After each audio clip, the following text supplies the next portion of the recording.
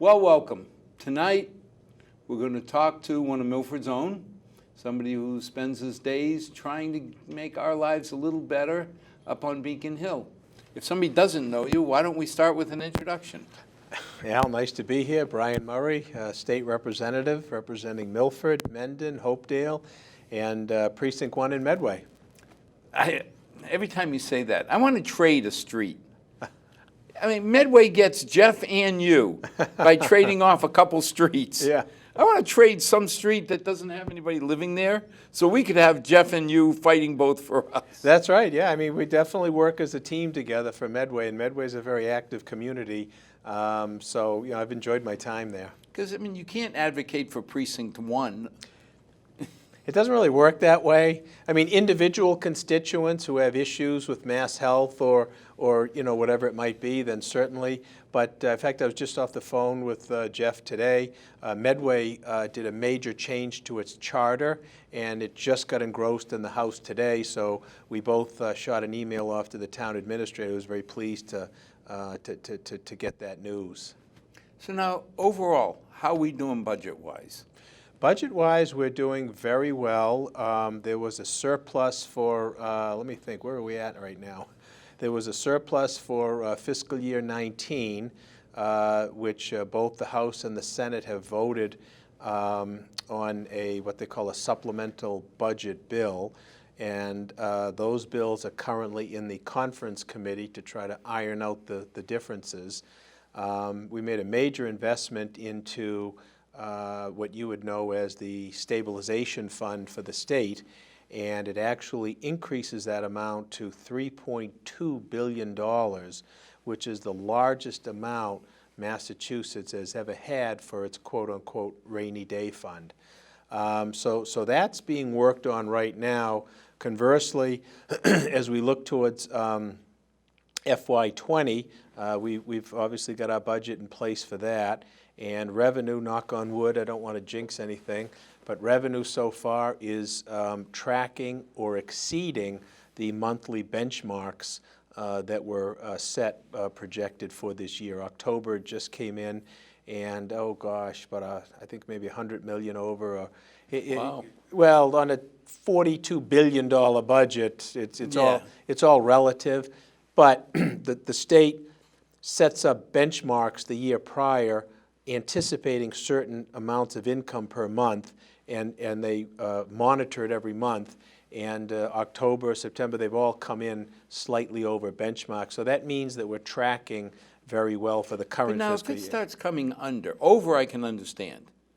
Having too much money is easy. You either put some away or you spend it on things you didn't think you could afford. But say October, November were below. What do? You can't really. Well, that's the way it was my first year, and basically, yeah, and of course I was new in there, so but basically it's kind of stay the course because you're going to have those fluctuations throughout the year.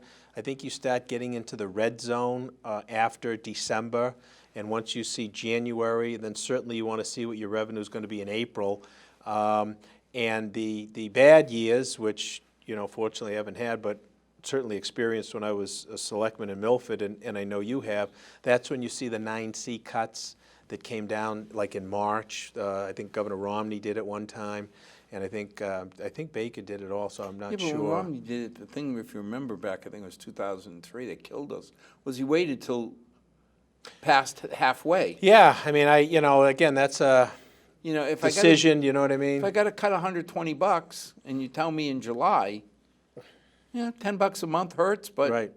when you tell me in January and now it's $30 a month. Right. Yeah, it was, and fortunately Milford, was in a better position than a lot of communities. So while it was difficult, it really wasn't problematic. It was problematic for a lot of communities. But we're not in that position. But generally, I think from the leadership's perspective, both the House, the Senate, and the administration, they really look to kind of stay the course. And I remember this from 2017. See where the numbers are in December. See how they track monitored very closely in the spring, and in that year, in fact, the revenues did pick up. Pick up at the Yeah, end. yeah. But it's closely monitored, by all three branches. I was gonna say, you have to have a balanced budget somehow at the end of the year. Oh, absolutely. Yep, yep. You know, The you don't have budget the, balances.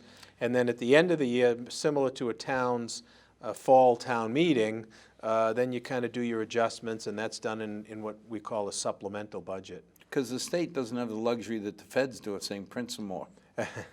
No, we don't print. Just print some more money, get us out of the jam. Yeah, yeah, no, we don't do that. A lot is coming up, we're hearing about the casinos running short Well, of projections. yeah, and we don't have anything really. There's a gaming commission that's in place to monitor the casinos and track all of that. We get the reports in terms of the revenue, so I see that just like you do. 1 month, Plain Ridge is up, and the second month it's down. I think, generally the revenues are there. It may not be all that was anticipated.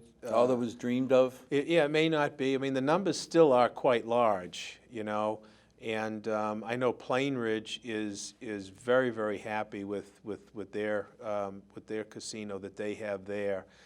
They've come before us on a number of occasions. So what Plain Ridge was able to do, using the money straight from that facility, they built a brand new town hall public safety building. Cost was $30 million plus. It didn't cost the town anything to do. So that was straight revenue that's coming in just from that operation alone. Now that doesn't even account the other municipal work that they were able to do in terms of restoring streetlights, paving their streets, doing a lot of infrastructure work with the income that they got. So I know Plainville in that area is doing very, very well with that facility. Well, and you don't even know it's there, Al. Really? Do you ever go on 495 South? I mean, you go by, there's never a line of traffic there. Well, yeah, but you guys see the play hockey facility. in Walpole. We drove right by it without. I mean, there's more of an issue when you head down to go to Mansfield Yes. if there's a concert. So it's really been no imposition on the community whatsoever. It's been a great citizen, corporate citizen in the community, and it brings in a great deal of revenue to that area. Well, the one thing that I always thought was a great idea is people from Massachusetts were going to Rhode Island and Connecticut.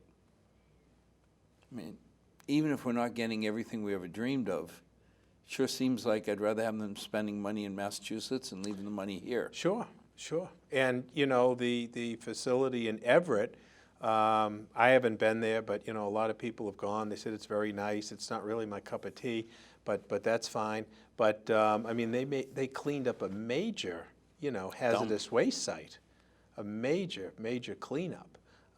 So I think the Encore is doing very well. I mean, they're, let's face it, they're here, they're going to survive. The issue now is what happens in the southeastern sector, because you've got an issue with the Wampanoag tribe that is fighting in court whether or not they have land. The Gaming Commission is still holding on to a license in anticipation. Really? Yep, there's a license But I'm just for thinking, that Area C. If you put another casino there, isn't it sitting right in the middle of the other two? I mean, Plain Ridge and... Well, Plain Ridge is only slots. Plain Ridge is only okay. slots, and they have the thoroughbred racing. So that's all that Plain Ridge is. The license for that sector, that's southeastern Massachusetts, is what they call Category 1, which is your Encore and your MGM out in Springfield. That's full-blown... Full-blown, yes, yeah, full. So that's still in abeyance. In fact, we had a group from, Wareham come before the Joint Committee on Economic Development, and they were looking for an amended license to be able to open up a facility like Plain Ridge, not the full casino. And there was opposition to that, basically saying, hey, wait a minute, we don't know what's going to happen with this full casino license. We don't want to put something down there that was not part of the original law to maybe dilute what that market might be. I was just thinking, I read the age of the mega casino Yep. is quickly going away. When Vegas was the only one in the country, Yep. billion-dollar facilities were common. Then Atlantic City came, and you start losing some. Now it seems like if they did put a new casino right there, Twin Rivers is 40 minutes away. I mean, where do they get the people to populate them? I don't know. Like I said, it's really not my thing. Yeah. I've never even been to a I mean, casino, but that license, and there are people in Brockton, the investor in Brockton wanted to get the license, and the Gaming Commission is holding off on that, kind of waiting to see what happens with this federal court action, which can drag on for Ever. a long, long time. I used to be the world's worst casino goer. Oh, Twice yeah? a year, I Yeah. spent a day in a casino because of the cheerleading tournaments. Okay, that's what they have. And them they used to at. laugh at me because I would take my laptop, go find Yeah, a diner, a dining area, yeah, yeah, pay the waitress, yeah, say, look, here's $30, just bring coffee. yeah, So that I didn't want to take up space because Yeah. she had to, or he had to make a living. sure, So yeah. give him $30 and say, I just want coffee. Yeah, that's all. And I'd run, see Emily cheer, Yeah, then come back for 3 more hours. yeah, there you go. But the idea of sitting there, Sharon used to do this with pennies, and Yeah. just now it was just pushing buttons. But I hour after hour, it was like, oh my Yeah. God. Well, I mean, obviously, there's a market for There's a it, market. and there's an interest. I think Encore is doing, fairly well. I think it's a thing for maybe like, bridal parties. Guys before they get married, they But go. Brian, if we only make 200-300 million, not the 400-500, that's still 200 or 300 that we kept in Massachusetts. Sure. Because I got to believe that if you want to gamble, you would drive to gamble. Right. So And the impact, I know the impact in Everett really, because I talked to the rep over there, the impact to Everett has really been minimal. They've set up so many alternative ways to get there, whether it's the bus, they even have the boats. So you can leave from, the seaport, and they have like a shuttle system that takes you over there, like on an hourly basis. So I they've remember- made it so that you can get there. walking into my first casino, it was Atlantic City because we had Waters had a big conference there. Oh, yeah. And I walked in, I looked around, and I said, wow, there's a lot of lights here. There's a lot of people here. Somebody's making money. Yeah. They don't need to make my money. Right. It's like, they can't be losing money if all these people are employed. Right. I've been hearing, and I'll ask you for fact or fiction, about congestion taxes and new road On taxes. transportation, there are a lot of moving parts on transportation right now. The governor, a couple of years ago, put forth this commission to really take a long-range look at transportation. And, I mean, I think anybody knows if you try to get into the city or really anywhere anymore, traffic just has seemed to increase exponentially. Sharon takes 2 hours each way. She goes from Milford to Charleston, Yeah, and it takes her 1 hour and 45 to 2+ hours each way, Yeah. twice a day. yeah, and I can tell you, going back and forth to Boston, there's no real good time to do it. Certainly not coming home. It's very difficult. I mean, we had a couple of late sessions at the house. I remember leaving 11, 12 o'clock at night. I'm like, oh, well, this will be great. At least I won't have any traffic. They do all the night construction. Oh, God. So it brings it down to a late. It took me longer to get home at midnight than it did at 6, 7 o'clock when I usually go home. But what can you really do? Well, that's what's in play right now. So you've got a lot of business groups, environmental groups that are talking about ways to try to improve traffic, focusing on public transportation, trying to upgrade the MBTA to make it more user-friendly, the commuter rails to increase, Worcester, they're looking at adding another line, the South Shore, that rail went in. Now, that would make sense, because if I could take a chooch into Boston, I remember when we lived in Paris, it was about 50-minute train ride from where we lived, but I had my newspaper. Sure. I had work. Yeah. It was relaxing. Yeah. So increasing public transportation. So that's one of the goals that's on the table. Of course, that's major funding. So a lot of these business groups are proposing different ways to provide that funding, whether it's an increase in the gas tax, whether it's what they call congestion tolling, so that if you drive at a certain time, you would pay less than you would at maybe. See, now that, first time I've heard that you would pay less. You know, I keep hearing that if you drove at peak hours, you'd pay more. Well, only because you'd be paying less. I mean, I don't know that the proposal is to increase at the peak hours, but the proposal I thought was to decrease. But that's good news. Yeah. Because all I kept saying is the dollar I pay now will stay the same, and if I want to go at peak times, Right. it'll raise to $1.30. Right. Well, first of all, keep in mind, there are no proposals in front of us right now. There's nothing that's This is been all just- submitted. It's all discussions. The governor has indicated that his preference for increased transportation is through bonding, borrowing the money and doing it that way. From what I hear, the House is looking closely at some sort of package to come forward with transportation.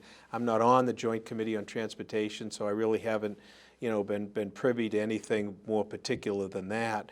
But I think it's something that everybody. You're not on because you're part of Metro West? They don't want those people Yeah, on the committee? Yeah. No, I don't think it's that, but no, I just didn't get on that committee. But I think it's something that a lot of people realize something needs to be done.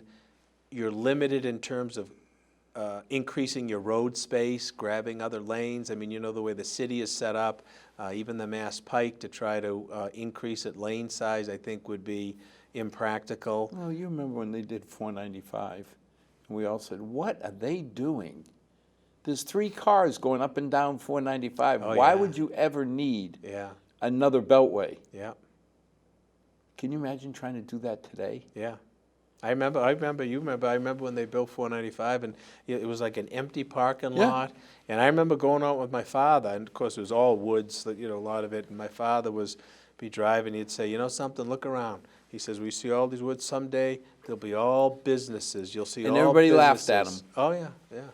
And I was a young Yeah. kid, because the 495 went in the late 60s, early Yeah. 70s. I remember driving on it, and Yeah, there was no cars. yeah. No. It was like a private run. Well, that's similar to what happened in the Outer Rim at 146. With the Uxbridge area, that's the way it was. If you've been on that road lately, that's filling up now a lot. So folks are, really kind of stretching out. So I guess the bottom line is there's really nothing firm yet in terms of any kind of proposal, but there is an awareness from a lot of different groups that transportation needs to be addressed. I have a jaundiced view that the money flows west to east and the traffic goes north to south. Right, right. Somehow it always seems like, okay, we got to increase for the MBTA, Yeah, which is a great idea, but yeah. when do we get a benefit from it? Or 93? Well, you can't put toll roads on. Well, wait a minute, they did it on the Pike now. Yeah, There's no more toll houses. right. They can build a structure. Sure, sure. So there are a lot of options, a lot of discussion at this point, but certainly nothing firm in place. Now, one of the things that we're seeing is, it seems to be more of a trend of companies moving out of Boston if they can. Yeah, Further west, I guess. If we call Worcester Western Mass, like I had a networking group, and one of the people from Mass Life Sciences came out. okay, yeah, And we asked, yeah. will the people out in the west, will we ever see any of the money, or does it all stay inside of 128? Yeah, Poor woman almost got scalped when she said, no, we're making a big pitch. We're going to Western Mass as far as Worcester. Hey, there you go. I had right. 3 people from Pioneer Valley, from Yeah, Springfield. Yeah, The looks on their faces right, when she called Worcester Western Mass. right, right. But what are you seeing? I mean, are businesses, well, let's start with one. We've got a couple companies considering Milford. Right, that's right. We do. And they We use do. this word that nobody understands, TIF, free government giveaway money, is what people say. And you sit there and say, not that I remember. No, no. TIF, as you know, stands for tax increment financing. And folks like to toss that around as a tax break. But, you know, when I was on the Board of Selectmen, and today I don't call it that, I don't consider it that, I see it as a development incentive. So basically, you know, a company comes forth and says, we would like to invest in your community, and the particular parcel has a base value. So they're looking to increase that base value by either expansion or maybe a new building. And basically the concept is we would like a reduction from what the real estate taxes would be on the increased value of our investment for a certain portion of time, which would decrease in amounts, so that after, say, 10 years or maybe 15 years, there would be no reduction. Isn't this more of a sales? I mean, I'm going to build $5–10 million worth of something, which is going to provide tax revenue to some town for many, many decades. Town A is giving me a break on the first 5–6 years. Milford says, we'd like you here. Well, if you don't at least compete, why would, I mean, we know Milford's the center of the universe, but there's 6 billion people need to be educated. So why would I not go to Marlboro if they'll give me a break?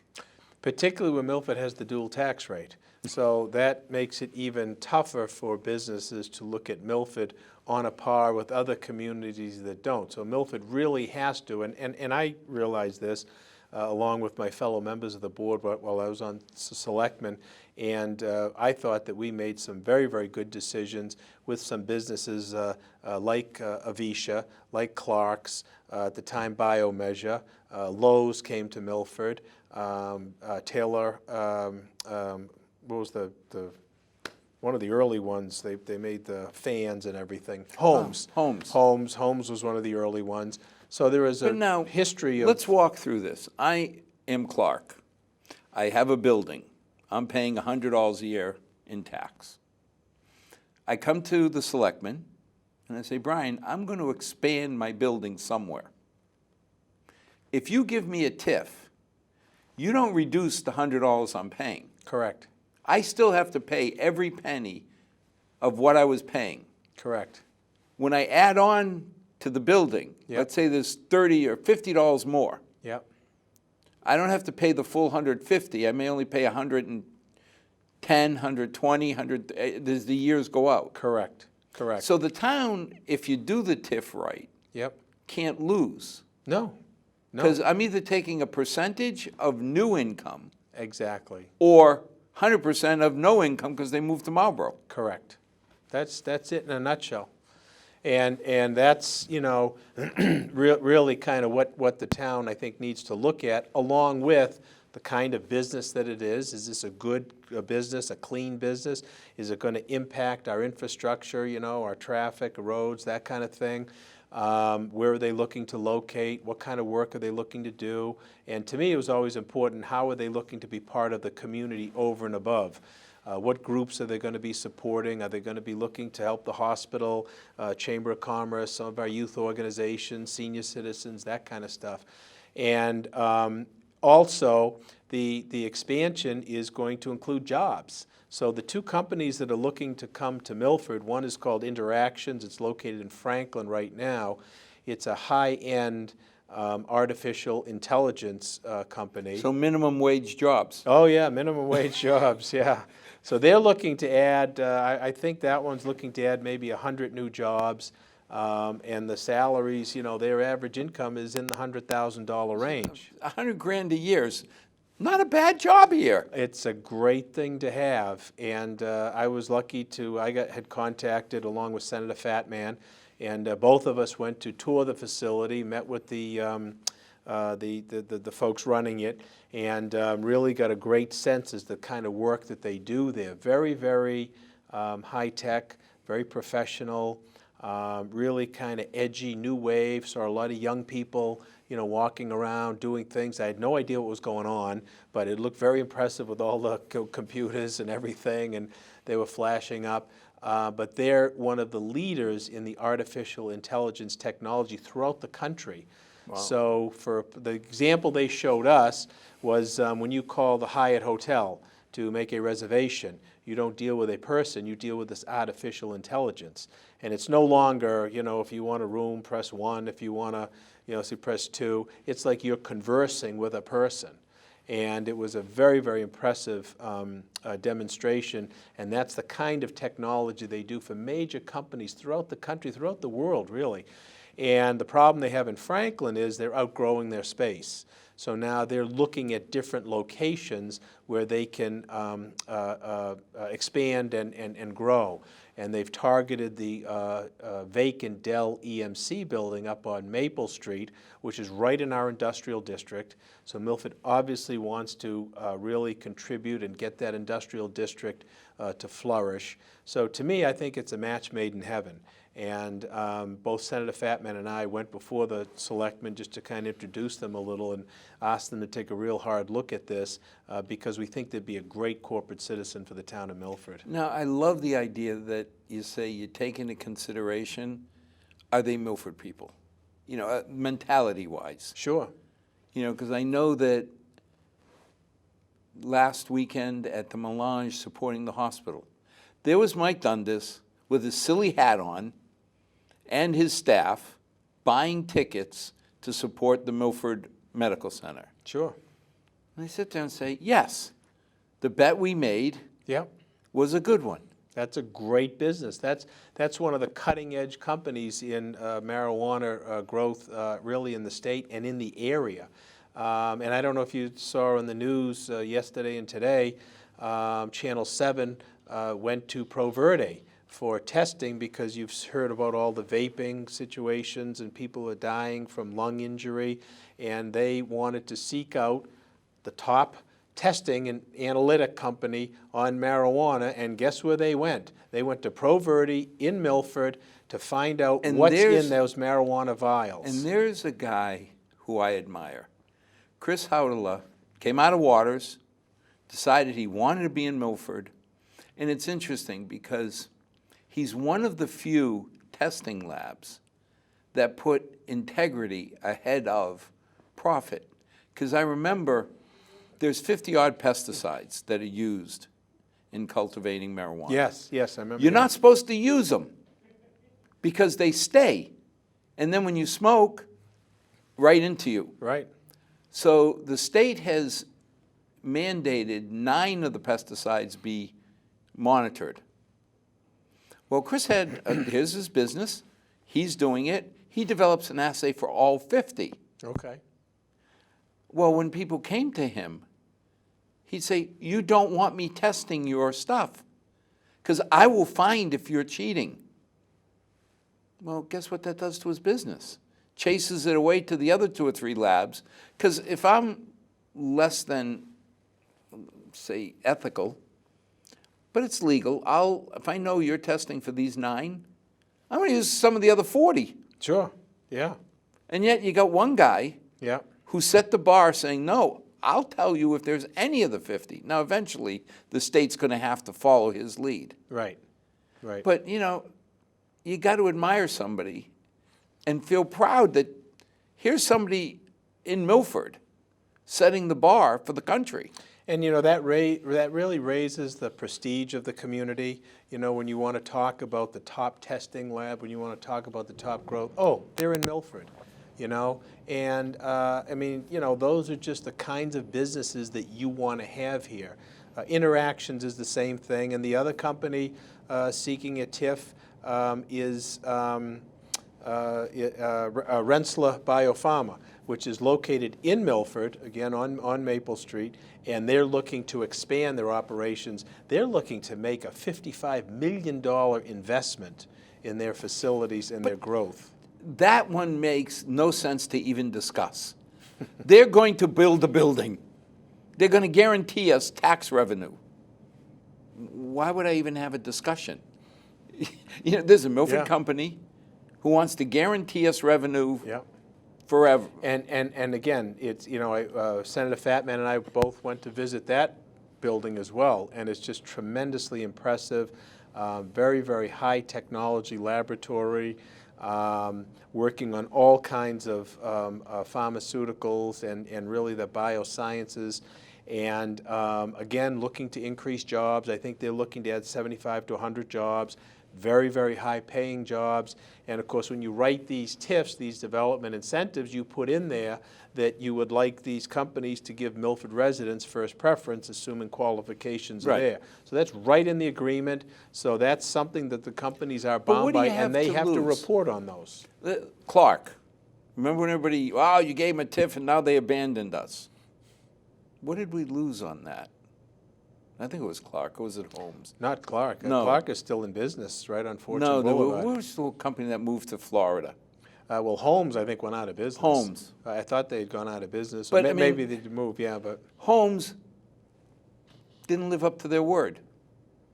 What happened to the TIF? Well, I mean, I think Holmes, when they left, at that point, the TIF had expired. But it was BioMeasure that changed businesses. So, I mean, if that's the case, you decertify the TIF. The TIF goes away, Well, you take the but the steps. building doesn't. Right, exactly. So you decertify the TIF, and whoever the landlord is has to pay full assessed value And I guess that's my on the point, real estate. saying, Yeah, I made you promises. I'm going to grow. All of a sudden, I leave town or I don't. You close the TIF. The building is still there. the real estate is there. Nobody's going to tear down the building. So now that 100 that was going to 150 in 5 years or 6, this year it's not 110. It's now 150. It's the full 150. And it's that way forever. Right. Because It's I'm that not way going to give you a forever. TIF Right, again to Right. move in. The building's already here. You're Right. already paying. right. I mean, when you look at Fortune Boulevard, which is such a key part of our community, as well as Maple Street, I mean, that sector of the community, which is so important to our tax revenue, would not exist without tax increment financing. It's as simple as that. Do you remember when they said you could never build on the ledge? Well, yeah, I don't know. You know, I you can was- swim up there, Yeah, but it's all rock. Yeah. You'll never be able to build there. yeah, so that goes back way before my time, when then the land was given the blighted benefits and that sort of thing. But it's been a key part of the town, you know that. Without that revenue, I mean, even the hotels.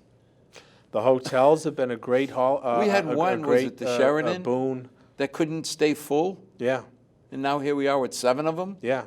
And that's the ancillary spin-off that you have from these companies, and they made that point during the presentation.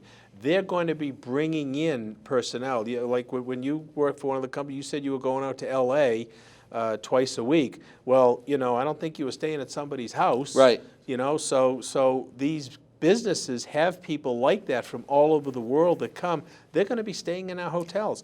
They're going to be having seminars. They're going to be having conferences. All you have to do they have is it try all and at the rent the room hotels. during the week. And it's $180+, and Marriott's full, this one's full. You sit there and say, my God. And then you look and say, how much money are we getting with that little extra tax, over $1 million? Yeah, yeah.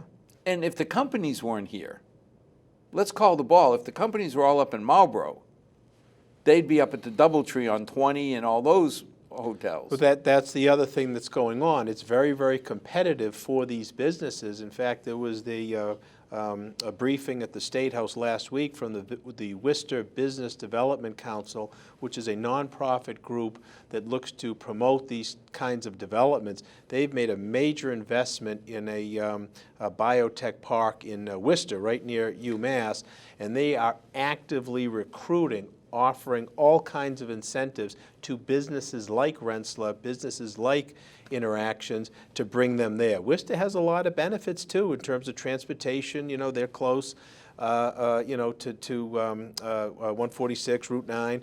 I think Mass Pike, I mean- Mass Pike. I think Milford is better situated. I'm a little biased, but I think Milford is better situated. But you know, that's the kind of competition that we're up against. Brian, when we had to expand Cambridge Biomedical, we were being pulled towards the seaport and that area. Yes. And everybody always said, well, you want to be in Cambridge if you're a biotech. The zip code, the name, all. It would have cost me $500,000 more Sure. in rent a year Yep. to be in Cambridge versus 9 miles away in Brighton. Yep. Cambridge was nicer. Cambridge had more to offer. $500,000 more. I ended up in Brighton. Sure. So Sure. you're right. If we don't acknowledge, first of all, Milford's got that dual tax rate, which is wonderful for the homeowners. I mean, when you think of $4,900 a year average in Milford, what it buys you, there's no town around that can compare. There really isn't, and I was talking, just, off the, to some friends down in Rhode Island just the past week, and said, oh, we, got to go back, we got to put our leaves out on the street. What are you putting your leaves out on the street? The town comes by and picks up your leaves? Are you kidding me? You know what I mean? So things that we really take for granted, other communities, other areas are amazed that those are part of local services. The fact that we don't have, when Lexi lived in Worcester, she had to buy the designer trash bags. Oh, yes, yep. Whatever, they're $3 a bag. It's like, seriously. Or the towns around us that charge you to have Jack and Leah on the school bus. Now, you can call it a fee. You can call it what you want, but somehow I feel a hand in my pocket. It is.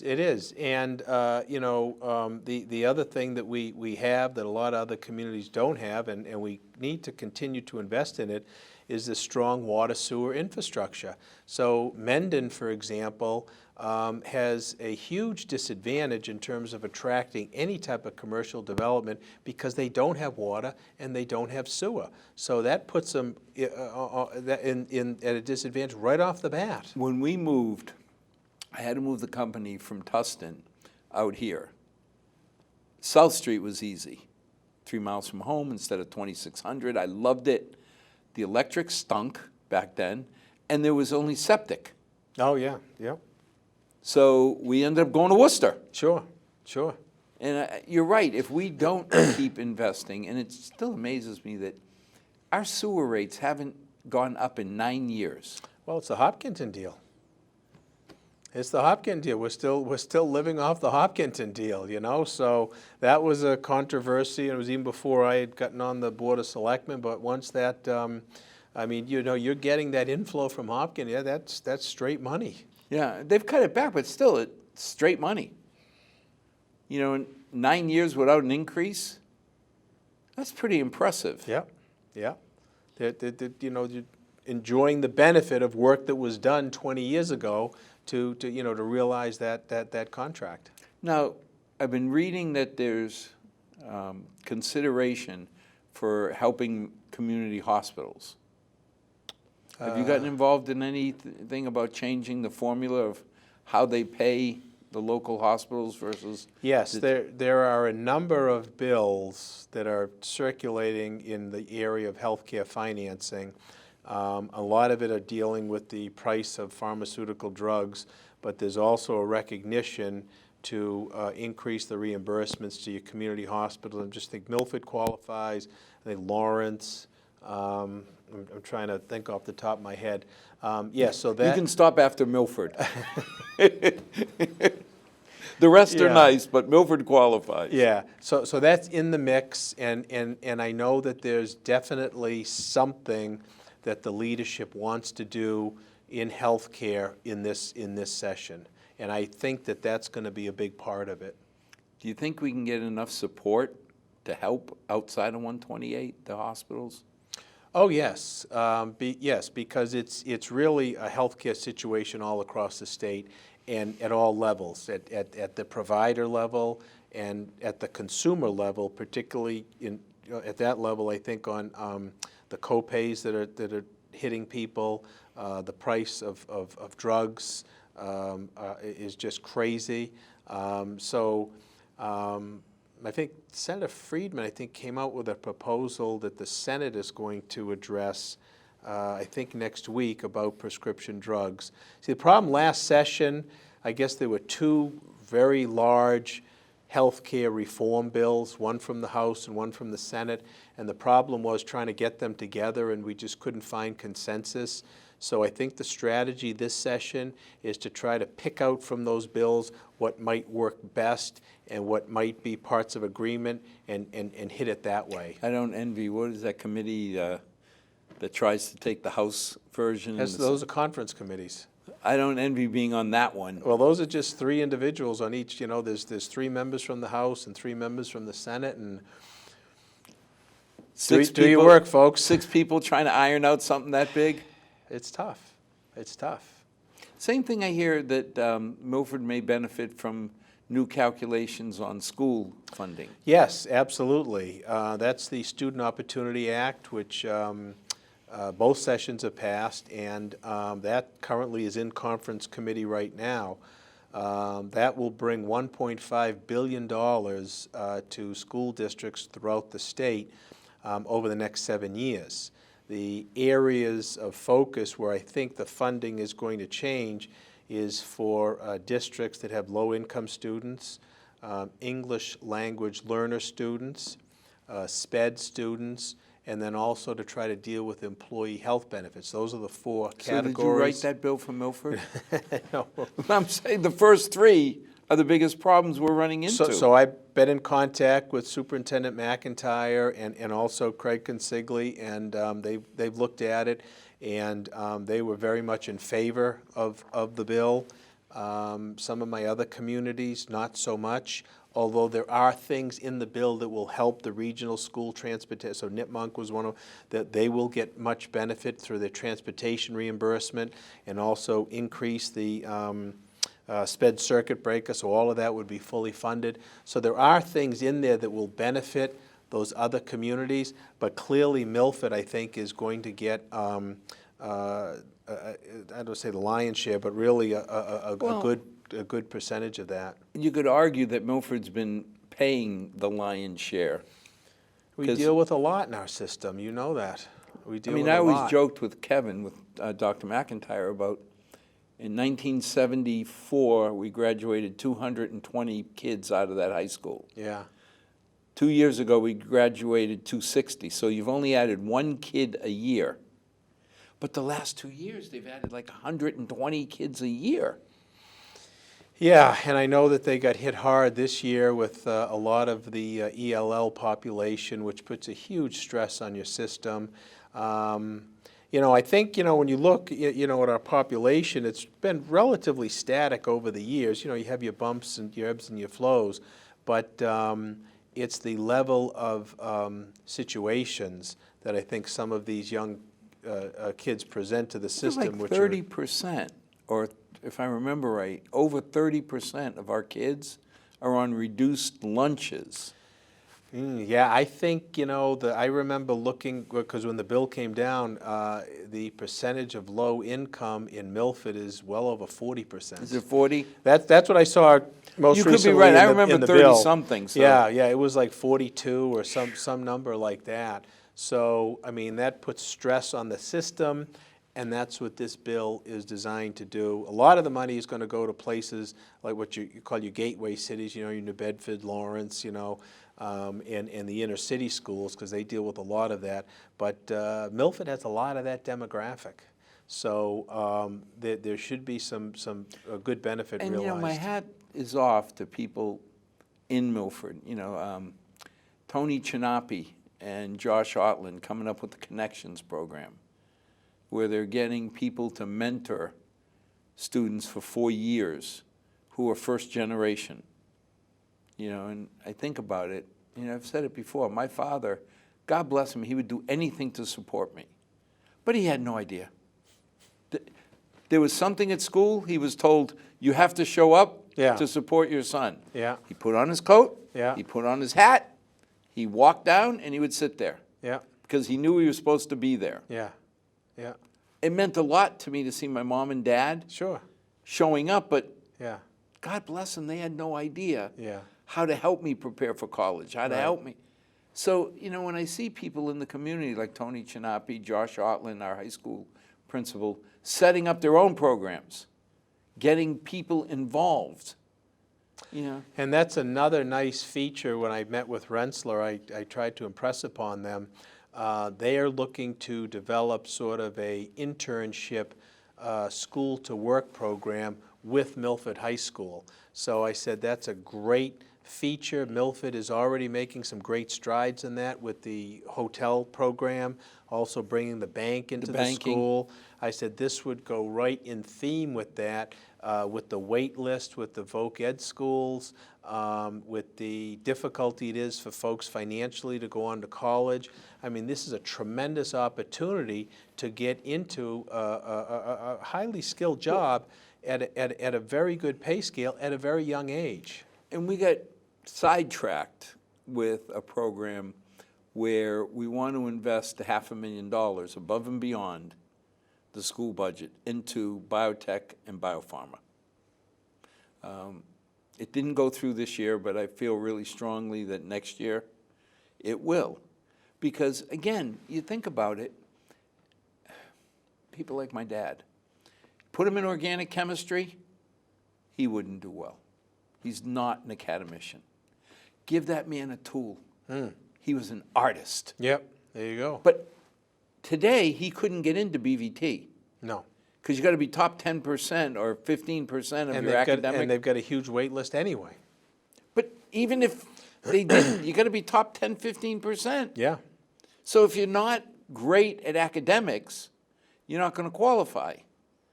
And the high school, my understanding is prohibited from having programs competing with BVT. Right, because yeah. Right? They don't want them undercutting the vocational. So where do people like my dad go? Yeah. The idea of partnering with a biotech company. Now, when we go to hire bio operators, these are manufacturing folks inside the pharmaceutical area. They start at $50,000, $55,000 a year. Remember when you graduated high school? I don't think you had a lot of, at least I don't remember Right. having $50,000, $55,000 opportunities. No.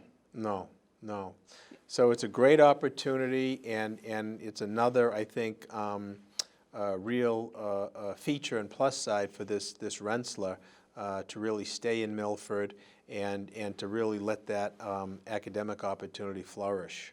Well, they put something together for our kids, and they got my vote right, Sure. right then and there. Yeah. Whether I make money on it as a town or not, Yeah. if they can help some of them, we kid around, but we got 4,200 kids. Yes. Yeah. Not all of them are going to go to college. Not all of them are going to go to BVT. No. But if we can get them started at 50, 55 grand a year, Yep. boy.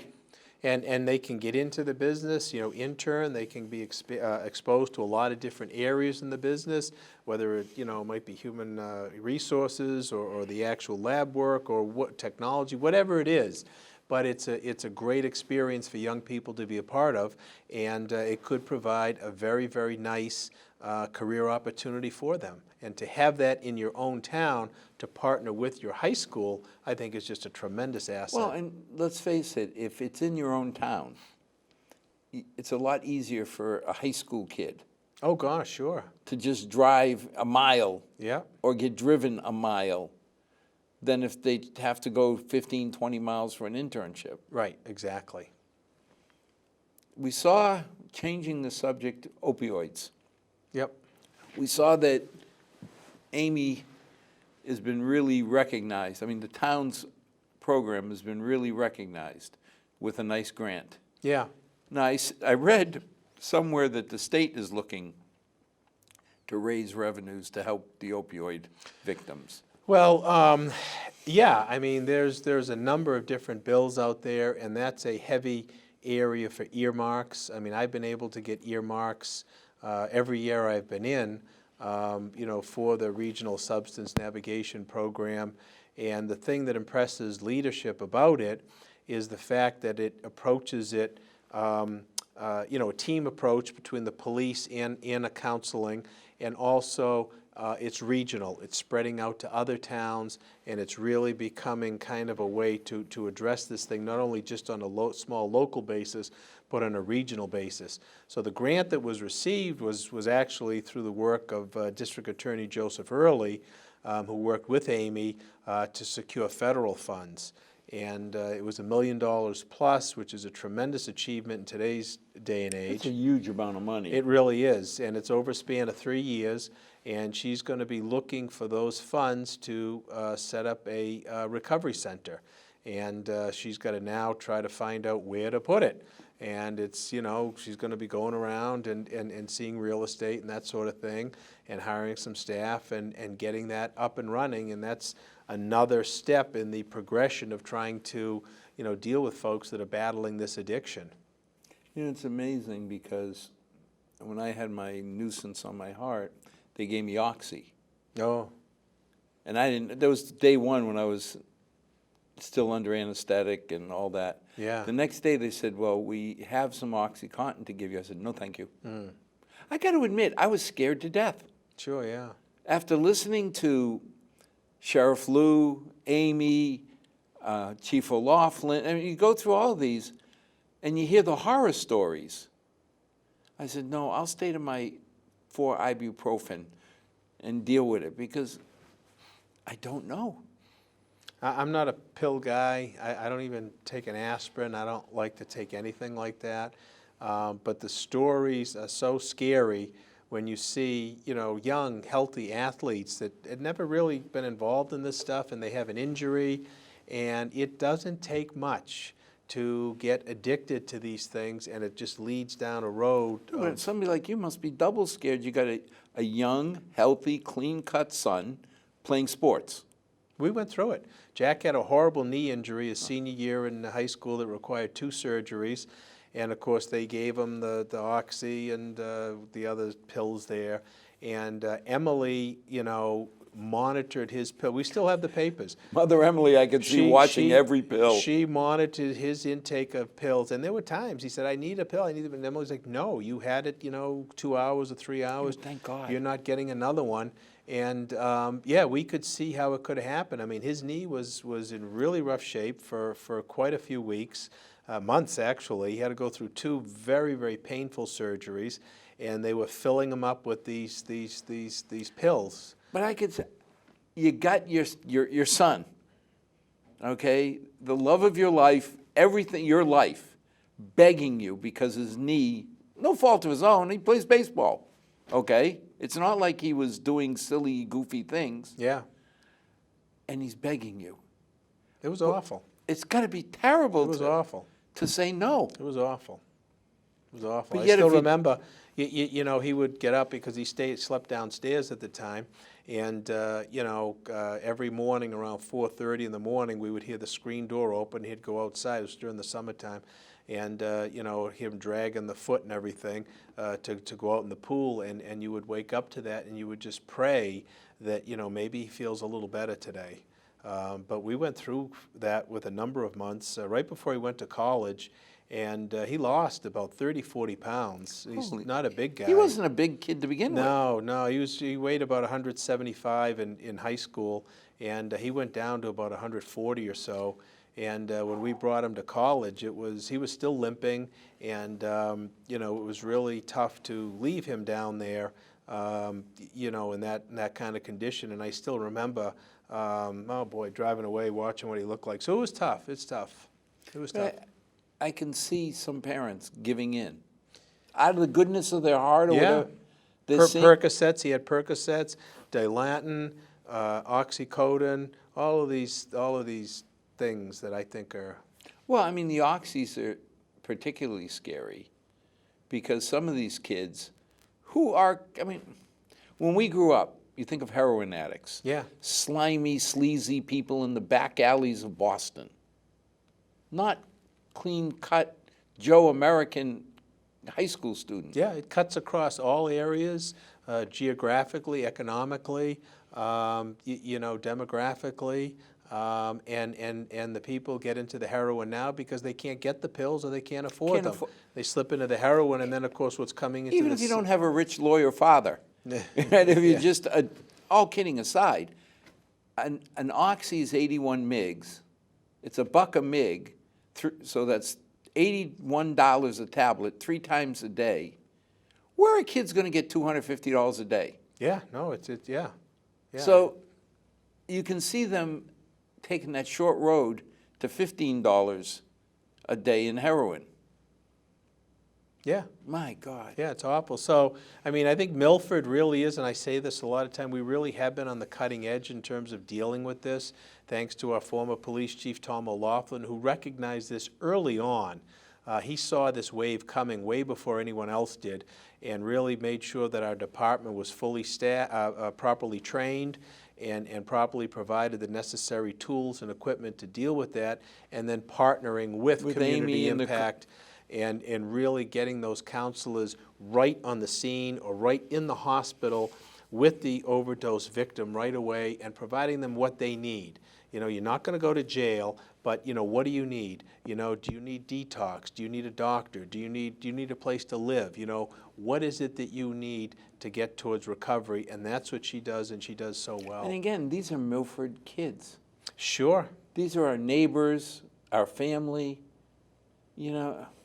When you go to one of events at Amy's place, I remember she had one, I think it was last summer, and it was right out in the parking lot, and you look at the pictures of the kids, just human tragedies, and some of the kids, you know, you remember, you know, from playing soccer and Little League Baseball and so forth, and it's just a horrible, horrible tragedy. So, again, we're working really hard, you know, whatever resources they need. You know, I know I'm there. Senator Fatman is there as well.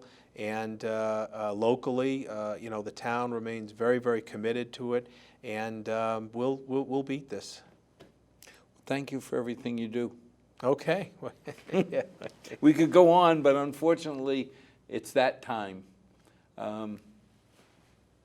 Nothing more we can say than how blessed we are in Milford to have all the services we do, to have people like Brian and Ryan fighting for us and one street in Medway. I still want to trade a street and get a second rep to help you. But as always, to our 6 loyal viewers, thanks for joining. May God bless, and may tomorrow be a better day than today. Good night, all.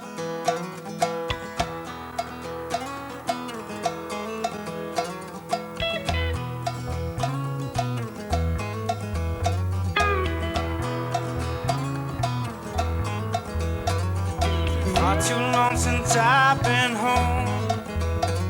Been running all my life just